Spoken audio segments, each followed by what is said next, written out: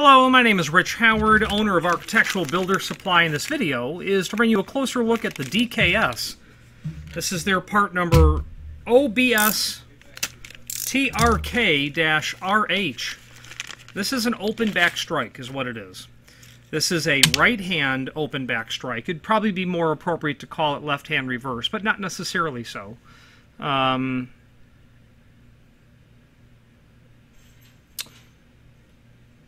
Yeah. Anyway, just thinking about why we wouldn't call it a left-hand reverse. Let's go through it. We'll discover the logic. So this is what's called an open back strike. That's because the back of the strike is open. That's how you're going to remember that. The strike that you're looking at is a right-hand strike. It's called right-hand because it doesn't attach to the right-hand door. It is called right-hand in accordance to the hardware that it's working with. So, because these are seen mostly in exit device applications, but not exclusively, think of the hand of an exit device, of the door, pardon me, think of the hand of the door that's going to get the exit device. Let's say it's left-hand reverse, and you're going to call it left-hand reverse, because that's the hand of the door. The logic is that all of the hardware, the trim, the device itself, the strike, the definition of the handing of those parts is inherently related to the hand of the exit device itself.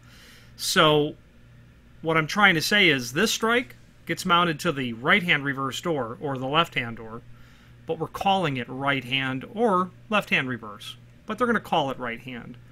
So keep in mind that when you are trying to determine what hand of strike you need, all you have to do is ask yourself, what is the hand of the door that's getting the hardware, the exit device, or the lock set, but generally an exit device.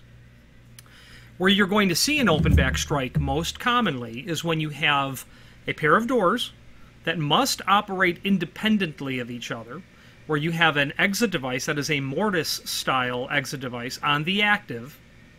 They're both active, but on what we'll call the active, and then a surface vertical rod exit device on what we'll call the inactive. Both doors can operate independently of each other, but the inactive is called so with the surface vertical rod because you're attaching that strike to it. Okay? In this sort of scenario, you can have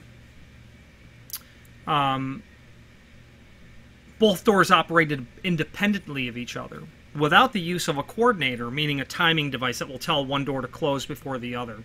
How does that happen? Well, imagine in your mind's eye that you open both doors and that you release only the active door, the door with the mortise exit device, and it closes. The latch bolts stick it out of the edge, right? Now imagine in your mind's eye you then release the inactive door, the door with the surface vertical rod.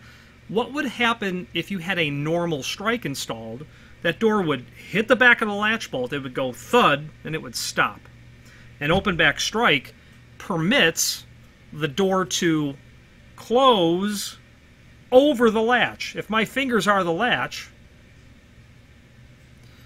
would permit that to close. Whereas if it was a standard strike, it would thud and not close. That's where open back strikes come into play.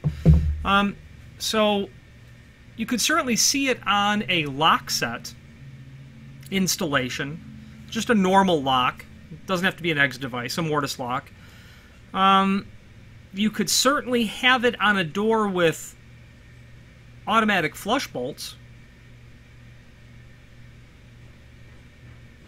And I guess the only time you would want an open back strike in that scenario is if you literally needed to open the active first, the inactive is now unlatched, and you can open both of them, and you don't care in what order the doors close, meaning you don't have a coordinator.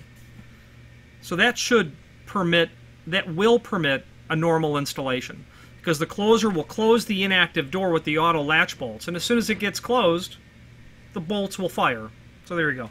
Dimensional properties, now that I've blabbed on long enough. Probably 4 7/8 is going to be my guess. Yep, 4 7/8 overall height. That would be intended for a hollow metal type application. You would never use this on a single door. there would be literally no purpose to use this on a single door. And in fact, there would be reasons to specifically not use this on a single door. You want to dissuade tampering, I suppose. Oh gosh. Yeah, I mean, you just would not want to use this. Overall width, where it's going to mount normally into the door, 1.25 inches. Overall here, about 1 11/16 inches. This tapered side is towards the top, and that's because the deadlocking tab of your mortise case is going to rest up and ride and be depressed by this ramp area where the latch bolt will literally stay in its extended condition and stay extended because the door is going to enter this way, whereas that deadlocking tab will ride up here and then be compressed back in. Okay. This is a chrome color. It appears to be die cast. It's certainly not ferrous based, and I'm going to bet that it's zinc and not stainless. I've never seen die cast stainless.